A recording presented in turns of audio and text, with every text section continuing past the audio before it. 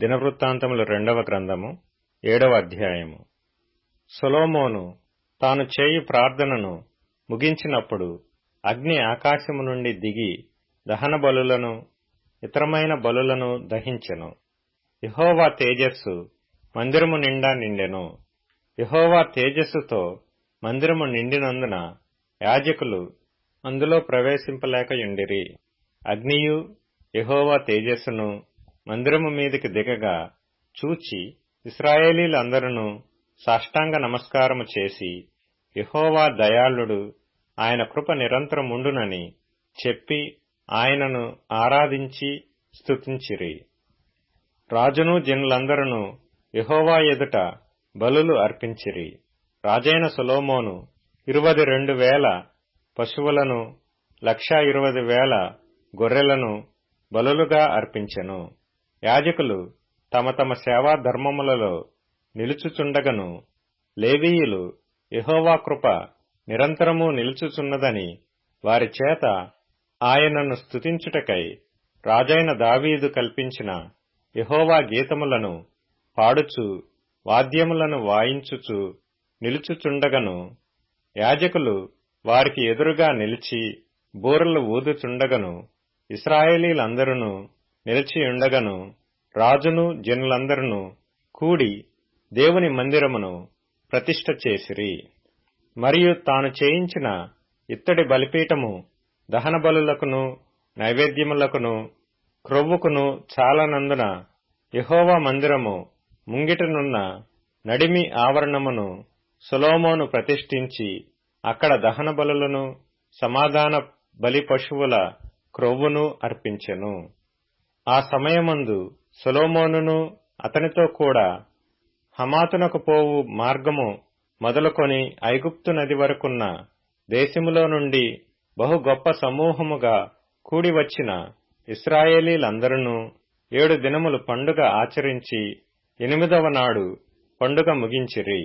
7 దినములు బలిపీఠమును ప్రతిష్ఠ చేయిచు 7 దినములు పండుగ ఆచరించిరి.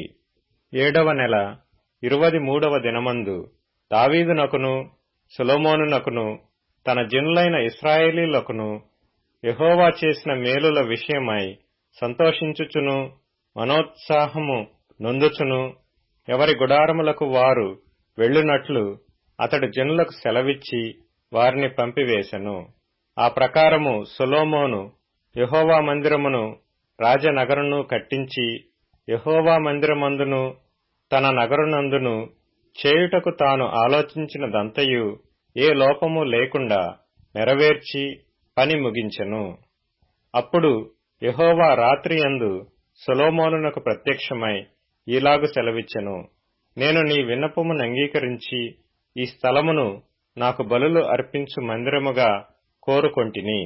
వాన కురియకుండా నేను ఆకాశమును మూసివేసినప్పుడే గాని, దేశమును నాశనము చేయుటకు మిడతలకు సెలవిచ్చినప్పుడే గాని, నా జనుల మీదికి తెగులు రప్పించినప్పుడే గాని, నా పేరు పెట్టబడిన నా జనులు తమ్ము తాము తగ్గించుకుని ప్రార్థన చేసి నన్ను వెదకి తమ చెడు మార్గములను విడిచిన ఎడల ఆకాశము నుండి నేను వారి ప్రార్థనను విని వారి పాపమును క్షమించి వారి దేశమును స్వస్థపరచుదును. ఈ స్థలమందు చేయబడు ప్రార్థన మీద నా కనుదృష్టి నిలుచును, నా చెవులు దానిని ఆలకించును. నా పేరు ఈ మందిరమునకు నిత్యము ఉండునట్లుగా నేను దాని కోరుకొని పరిశుద్ధపరచితిని. నా దృష్టియు నా మనసును నిత్యము దాని మీద నుండును.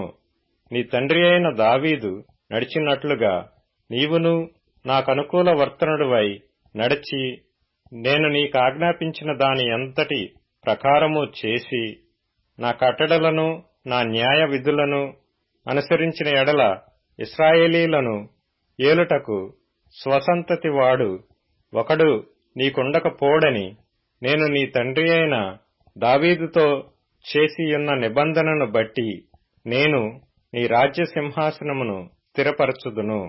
అయితే మీరు త్రోవ తప్పి నేను మీకు నియమించిన కట్టడలను ఆజ్ఞలను విడిచి ఇతర దేవతలను అనుసరించి వాటికి పూజా నమస్కారములు చేసిన ఎడల నేను మీకిచ్చిన నా దేశములో నుండి మిమ్మును పెళ్లగించి నా నామమునకు నేను పరిశుద్ధపరిచిన ఈ మందిరమును నా సన్నిధి నుండి తీసివేసి సమస్త జనములలో దానిని సామెతకాస్పదముగాను నిందకాస్పదముగాను చేయుదును. అప్పుడు ప్రఖ్యాతి నొందిన ఈ మందిర మార్గమున పోవు ప్రయాణస్థులందరూ విస్మయముంది యెహోవా ఈ దేశమునకును ఈ మందిరమునకును ఎందుకు ఈ ప్రకారముగా చేసినని ఎడగగా, జనులు ఆ దేశస్థులు తమ పితరులను ఐగుప్తు దేశము నుండి రప్పించిన తమ దేవుడైన యెహోవాను విసర్జించి ఇతర దేవతలను అనుసరించి వాటికి పూజా నమస్కారములు చేసినందున యెహోవా ఈ కీడంతయు వారి మీదికి రప్పించునని ప్రత్యుత్తరమిచ్చెదరు.